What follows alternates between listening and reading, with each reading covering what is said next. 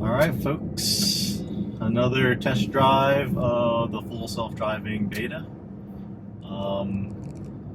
It is still version 10.3.1 and this will be a short drive, about I think 10 miles, mostly straight, but does interact with a few interesting things. So let's see what we get. And this is one of those interesting things. Doesn't handle flashing yellow lights very well, so I kind of have to force it through, otherwise the car will kind of stutter all the way through the intersection as the light turns on and off. So hopefully that gets addressed in future builds.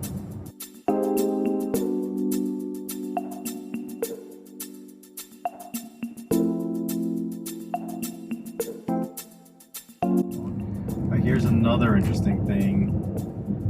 The light here is covered, and it's unsure if it should proceed, so it starts to slow down. So that was an intervention. Again, both of those lights, I have to press on the gas pedal to tell it to go, but not a disengagement. So the car would have proceeded. It just would have proceeded untypical of how a human driver would go, or where it's slowing down, or potentially even stopping at that intersection until it understands that it's safe.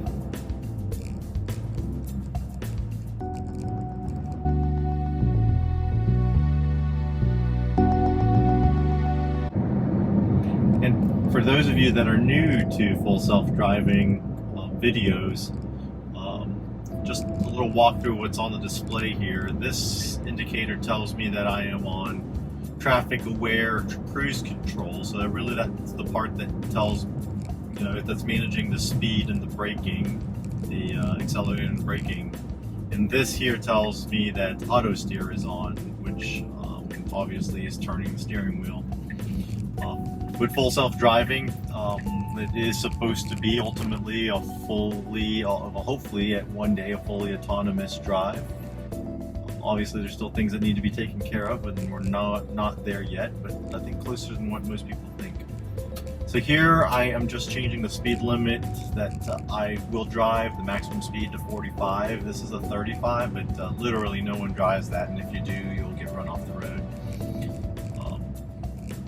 But also, with full self-driving, it takes care of things like the turn signal.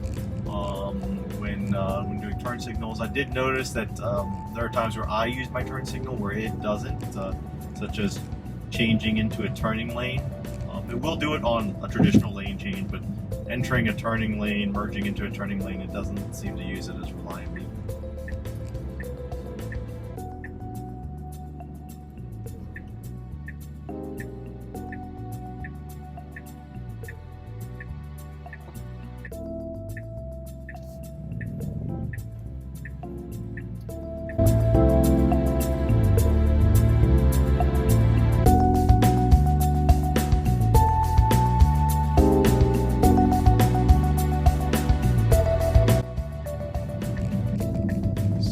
Good, safe progression into my lane, a good left turn, protected left turn.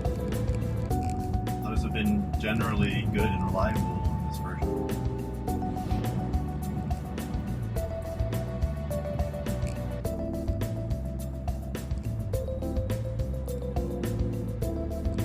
As you can see there, when those road speed limit increased to 55 miles an hour, my car went in and increased its maximum speed as well.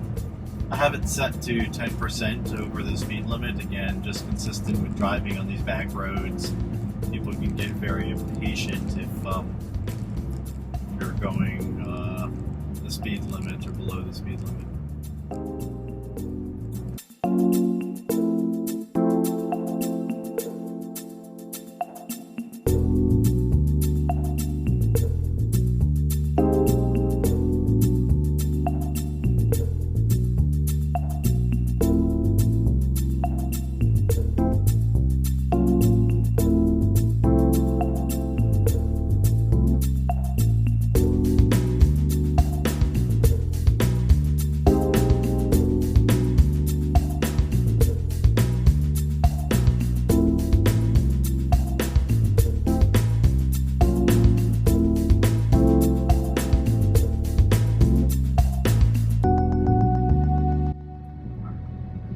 this part is usually pretty interesting. It's funny because it's not how I would do it. It kind of really tries to fit inside the lines there, which ends up being a little bit, feels erratic, but it's not.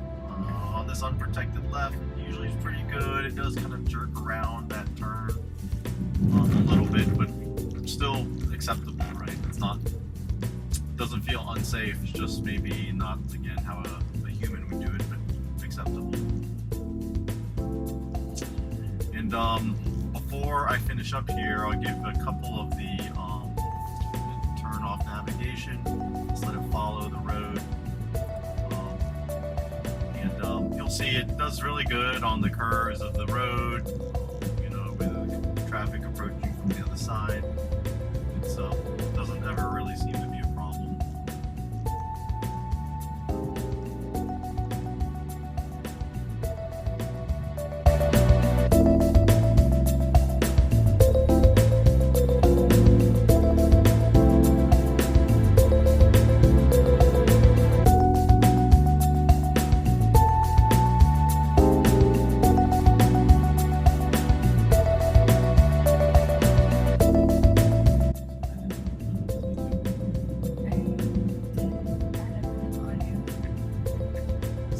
What's interesting about the roundabouts, it literally stops not exactly how I would do it, but outside of that it does a pretty good job in the roundabout. Now it doesn't know where to go, so I'm gonna go over here because I don't have navigation on, but it does a really good job. You know, something that I think with not as much time as people think can be a really good product. Alright, thanks everyone, thanks for watching. Like the video, give it a thumbs up. Hopefully I'll publish more of these videos, so don't